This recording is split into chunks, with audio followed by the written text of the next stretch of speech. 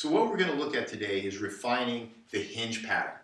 Traditional hinge pattern, the hips move back and the shins don't move at all.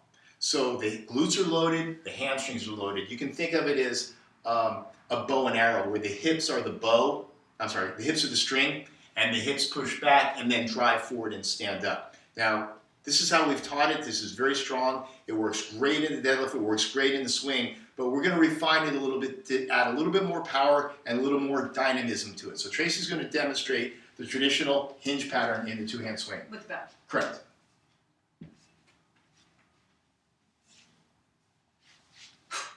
So you can see her hips move back. The knees are bent slightly, but there's no downward dip at all. Okay, great. Thank you. Now this works great in some instances, but we've also found that a lot of people end up doing what we call a Drinky Bird, where the torso moves forward, the hips don't move back very far, if at all, and the knees stay almost stiff-legged. The problem with this is that it can end up in your lower back, and the power that you get from just the glutes and the hamstrings in the lower back is not as much as if you were going to add a little bit more leg drive into it. So go ahead and do a Drinky Bird swing. Demonstrate that, what it looks like. So the hips don't move back very far. It's almost more of a pure forward bend, which is not really what we want. Okay, good. Go ahead and rack it. Now, as I said, this works well, except when you start to run out of gas a little bit, and there's not really an athleticism to the movement. This back and then straight forward will work, but it tends to overload the back. In Pavel's book, Simple and Sinister, he talks about teaching the hinge, let me turn this way, in the shortstop position. So the knees are slightly bent and the hips are back. So this adds a little bit more of the upper leg and puts you in a position of jumping.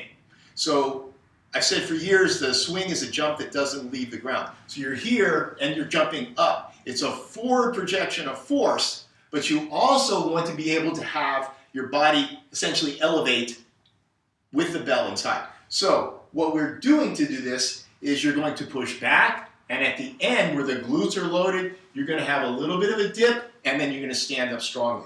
So go ahead and demonstrate the jump position. The athletic hinge is what we're going to turn it.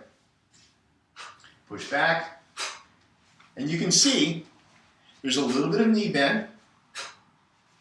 The hips are still moving back. It's not a squat where the hips are moving down. The hips are back, the knees are bent a little bit. Go ahead and rack it. Great. Shins are still vertical. The shins are vertical, but they're not completely vertical. This is a controversial topic for a lot of people, how much the shins can move or can't move.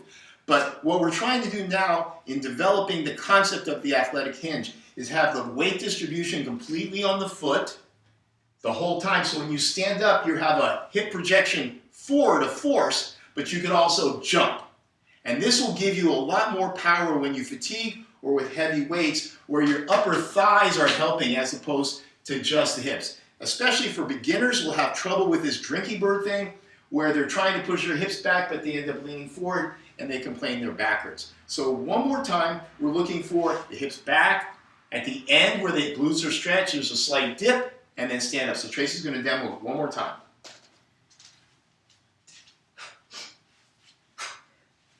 Good. I call this part the ba-boom. You hit the bottom, ba-boom, ba-boom, and you launch the bell and your hips. Great, thank you. So this will allow you to have more power over the long haul, lift more, swing more weight more powerfully, and take more of the glutes into the game rather than just the lower back. So check out the rest of the article for more details about this technique, and have fun swinging. Thanks, man.